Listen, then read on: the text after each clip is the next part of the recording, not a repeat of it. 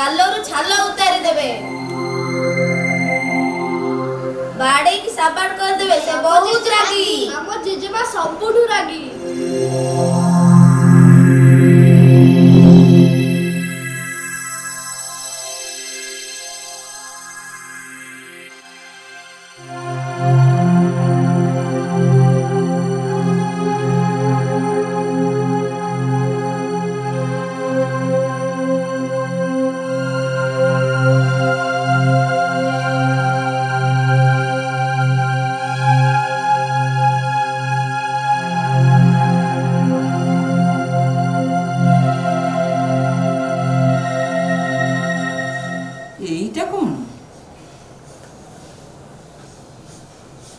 अरे पिला माने तुम माने एमती चुपचाप ही बसछ कोन डुगु तोर कोन है छी अरे मी तू भी कांदु छु कोन है छी दी जन करो कोन है छी ग्रांसु जेजेबा यार आको पिठी फटे के छाल उतार तो तार अरे काहे की जेजेबा से सब बेले हमको भूत बनी के डरो छी मिछरे हरे एमती करछु अरे ए बदमाश हैं एमती सब डरांती नहीं डरांती की एमती डरे हुनी नहीं नहीं जेजेमा मु काले जाईथिले खंडके यात्रा एडा भलो लागला तो सेति पे आपन नै आसिली आ तापटे डरे देली आ अरे पिले एइटा से यात्रा रो कंधे आनिला याकु देखि तुम डर जाउ छ डरनी कांदेनी मी तू भी कांदेनी जा एथरो बस गप सुनी पिले एथरो गप कहिबा हां आज गोटे बढ़िया गप सुनिबो गोटे साधु बाबा को गप हैला गोटे घन जंगल भितर जने साधु बाबा थिले सेठी गोटे आश्रम करी गोटे छोटिया कुड़िया घरटे करी रहिथिले बुझिलो प्रतिदिन सकाळे से जाई भिक्षावृत्ति करी आनंती आ संध्या हेले गीता भागवत पुराण पोथी सबू पढ़ती से जो भिक्षा मागी खाद्य आनी थांती ताकू भोजन प्रस्तुत करती आ सेई भोजन को प्रथमे से गोटे पत्र रे नहीं बाहर रखती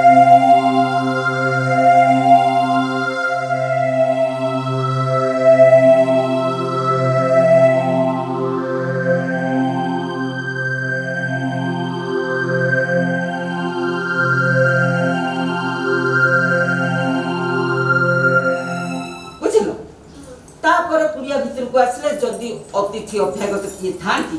ताकू दे जहा बळे ताकू से निजे खाती एंती सब दिन ताकर से कामटा चली थाए से बाहर जो पत्र नै थुअती से पत्र थोड़ी आसबे तापर देखिलाळो से पत्र रो खाद्य किछि न थाए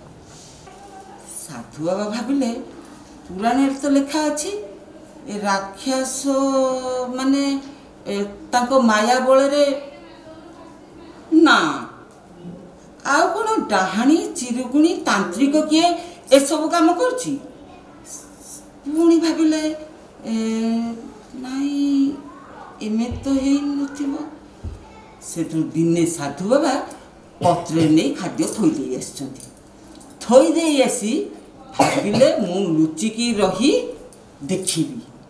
खाद्य थोई देले आसिक लुचिकी आगुआले देखिले से ठिया होती पत्र कौन कर जो खाद्यटा थिला पत्र रे आस्ते आस्ते आस्ते आस्ते से उभाने ही जाउछि किंतु केही हेले देखा जाउ ना साधु रागी गले आउ की खाइला कोडे गला सब कोन एठी होछि के बिलुआ कुकुर के बुझी के खाई दिथबो मोर एडा बड़ आश्रम में सब आडे चारि पाचिर करिछि ता भीतर कोन बिलुआ कुकुर प्रवेश कले केमिति ताले भूत पिचासुनी राक्षस के खाई दिथबो कोन भूत पिचासुनी ना किए सत्य को किए नल भस्म कर देबी संगे संगे भस्म कर देबी ताको कमंडल रु पानी ढाली कहिले किए अच्छा मु तुमको भस्म कर देबी से आत्माटी निजे भूत ही प्रकट होला आ धीर स्वर रे कहिला नाई तमे सेमिति काम करनी मते भस्म कर देले तमर किछि लाभ होबनी बरं क्षति हम तुम आ तुम सब जप तप सब कर सब बेकार हो ए दुनिया तुमको निंदा कर शुण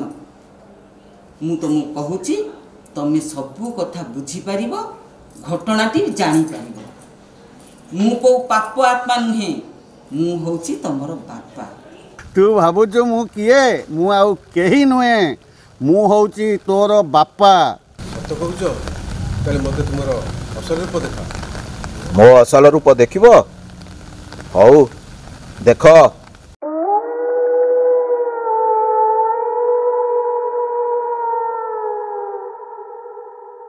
बापा मु तो बापा तुम तो सन्यासी पड़े तुमको झुरी झुरी तुम माँ मृत्यु बरण करा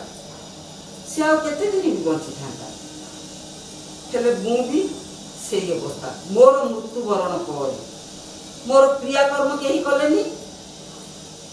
मोर अतृप्त आत्मा चारिआडे खाली घूरी बुलिला एमती बुलू बुलू बुलू बुलू दिने आसी तुम आश्रम पाखे पहुँचली आ तुमको देखी मत भारी खुशी लगिला कहीं तबे जो पुराण पोथी जप तप सत्ज्ञान एसबू संसार रे बांटुच ता शुणी शुणी मु शांति पाइली तम प्रति मोर भल पाइबा आ श्रद्धा आहुरी बढ़ीगला तमे पत्र रे जो भोजन दियो से भोजन को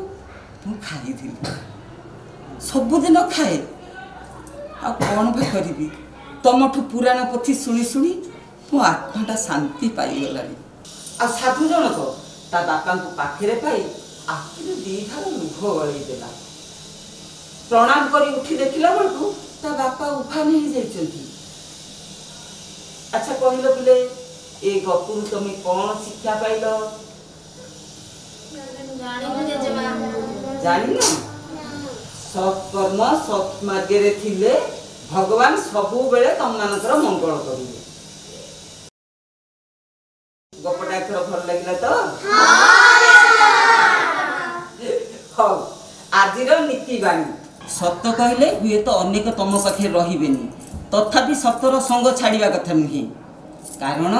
सत मनीष को मुक्ति दिए आ मिछ मनीष को ध्वंस कर दिए हाउ किले मेथर आछि काली के आ गोटे बढ़िया गप कहिबी हाँ जेजेमा सुनी बात हाँ